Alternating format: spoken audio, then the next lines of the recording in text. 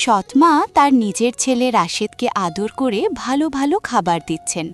ওদিকে ৫ বছরের রাতুল এক কোণে ছেঁড়া জামা পরে বসে আছে, তার পাতে শুধু সামান্য শুকনো ভাত। মা, আমার খুব খিদে পেয়েছে। কিন্তু মা কোনো উত্তর না দিয়ে রাশেদকে নিয়ে ব্যস্ত থাকেন। গোধূলি বেলার ম্লান আলো, পুকুর পাড়ে একা বসে কাঁদছে রাতুল।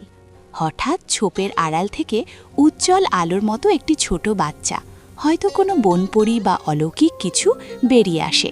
তার হাতে একটি সাধারণ মাটির বাটি। বাচ্চাটি বাটিটি রাতুলের হাতে দিয়ে বলে, যখনই খিদে পাবে এতে একটু জল ঢেলে তোমার পছন্দের খাবারের নাম বলবে। বাটিটি যখন রাতুল স্পর্শ করে তখন সেটি থেকে হালকা একটা সোনালি আভা বের হয়। রাতুল এখন আর কাঁদে না, সে লুকিয়ে পুরনো চিলেকোঠায় বা গাছের আড়ালে বসে বাটিতে জল দেয়। মুহূর্তের মধ্যে সেখানে ধোঁয়া ওঠা গরম বিরিয়ানি বা মিষ্টি চলে আসে। কিছুদিন পর দেখা যায় রাতুলের স্বাস্থ্য ভালো হচ্ছে, তার চোখে মুখে এক ধরনের তৃপ্তি। মা আড়ালে দাঁড়িয়ে দেখছেন, তিনি অবাক। রাতুলকে খাবার দেয়া হয় না, তবুও সে অসুস্থ হচ্ছে না কেন? একদিন জানালার ফাঁক দিয়ে তিনি দেখলেন রাতুল সেই মাটির পাত্রে জল ঢেলে বলছে, আমায় গরম খাবার দাও, আর সাথে সাথে বাটিটি খাবারে ভরে গেল। মায়ের কপালে ভাঁজ এবং বিস্ময়ে বড় হয়ে যাওয়া চোখ। দুপুরবেলা সৎমা রাতুলকে জোর করে দূরের এক দোকানে পাঠালেন। রাতুল ঘর থেকে বের হতেই মা রাতুলের বিছানার নিচ থেকে সেই জাদুকরি মাটির বাটিটি চুরি করে নিজের ঘরে নিয়ে এলেন। মায়ের চোখে কুটিল চাউনি, আর বাটিটি ধরার সময় তার হাত কাঁপছে। সৎমা ঘরের দরজা বন্ধ করে বাটিতে জল ঢাললেন এবং কর্কশ গলায় বললেন, আমাকে অনেক অনেক বিরিয়ানি দাও। কিন্তু বিরিয়ানির বদলে বাটি থেকে অদ্ভুত এক কালো ধোঁয়া বের হতে শুরু করল। মুহূর্তের মধ্যে ঘর ভরে গেল শত শত বিষাক্ত পোকামাকড় আর বিচ্ছুতে।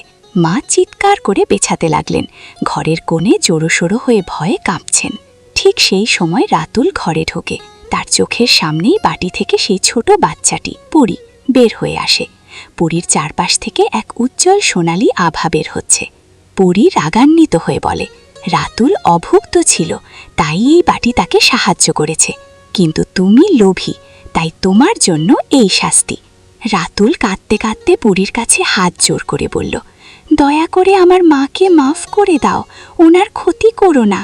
রাতুলের অনুরোধে পরী হাত নাড়তে সব পোকামাকড় অদৃশ্য হয়ে গেল। সৎমা হাউমাউ করে কেঁদে উঠে রাতুলকে জড়িয়ে ধরলেন।